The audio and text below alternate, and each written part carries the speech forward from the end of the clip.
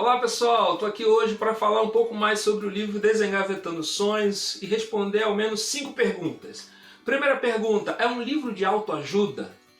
Eu não vejo que seja, é um livro que te convida a olhar Neemias pelo seu lado estratégico e aprender com as atitudes dele.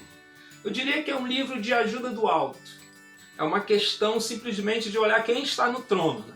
O conceito de autoajuda pressupõe que nós mesmos podemos ter o controle sobre a nossa vida e, consequentemente, torná-la melhor. O Evangelho diz completamente o contrário. O Evangelho é Cristo vivendo em nós e, a partir daí, Ele tem um controle sobre a nossa vida e, ao mesmo tempo que nós renunciamos à nossa maneira de pensar, o nosso ego, a nossa vontade, etc. Nesse sentido, nossas atitudes estão baseadas na Palavra de Deus. Logo, seria correto dizer que é um livro de ajuda do alto e não de autoajuda. Pergunta 2. É um livro bíblico? Sim, é um livro bíblico. Procuramos enxergar o texto sobre a ótica da liderança de Neemias. Como um copeiro consegue liderar a reconstrução de uma cidade em um contexto de muita oposição. Você não vai encontrar no livro promessas do tipo você vai ficar rico em meses, você vai bombar em pouquíssimo tempo. Desengavetando Sonhos não é nenhum guia definitivo para qualquer coisa. O que a gente busca é viver em todas as áreas da nossa vida com princípios bíblicos. E planejamento é algo que precisamos fazer com princípios bíblicos. É isso que a gente aprende no livro e é isso que a gente quer passar para você.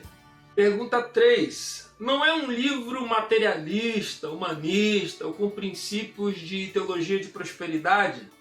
Não, porque a base do livro é a Bíblia. Agora, o que nós temos que aprender é que os princípios cristãos não existem para ser aplicados só no domingo. Embora não seja um livro que trate diretamente do assunto trabalho, e sim de sonhos e projetos, o livro parte de uma necessidade de falar da ação de Deus no ambiente de trabalho, que é o lugar que passamos boa parte do nosso tempo. Porque o que Neemias faz a maior parte do tempo é trabalho. É um livro que procura passar princípios bíblicos para o nosso dia a dia, para horário comercial, digamos assim. Pergunta 4. Deus está interessado em meus sonhos e projetos? Deus está interessado em cumprir os propósitos dele.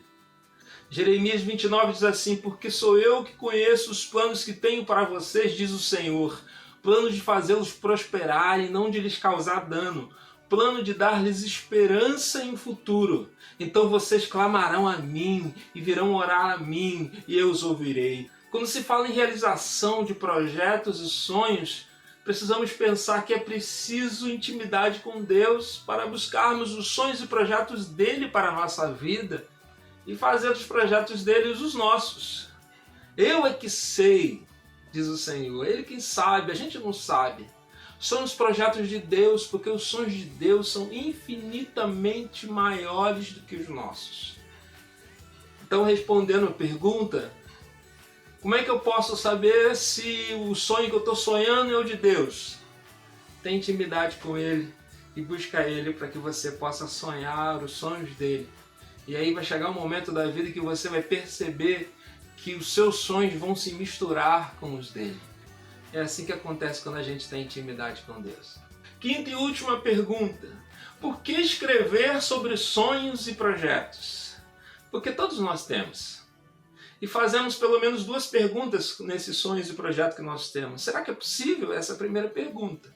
Está muito longe, não consigo, é muito caro.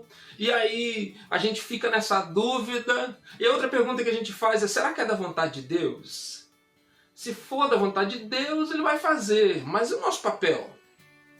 Era da vontade de Deus, por exemplo, restaurar Jerusalém naquele momento da história. Mas se Neemias não se levantasse, Deus com certeza iria usar outro.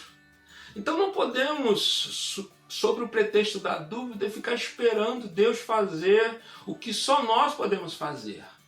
Deus tem planos em nossa vida? Tem. Mas se nós não nos levantarmos, Ele vai usar outro para fazer aquilo que Ele quer fazer. Então, para que sejamos instrumentos de Deus naquilo que Ele quer fazer, nós precisamos nos levantar, nós precisamos nos organizar, nós precisamos nos planejar e seguir rumo ao centro da vontade de Deus. Deus te abençoe e que esse livro possa te abençoar poderosamente. Até a próxima.